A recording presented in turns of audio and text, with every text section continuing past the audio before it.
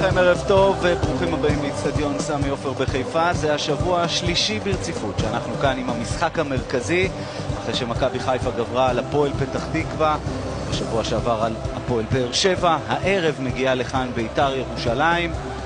תרצו, סוג של אלוף אלופים יש לנו כאן, האלופה מול מחזיקת הגביע סונגרן. כדור טוב לפיירו, פיירו רק החמיץ בשני המשחקים הקודמים, ובעיטה טובה של שרי מוצאת את סילבה מוכן בין הקורות.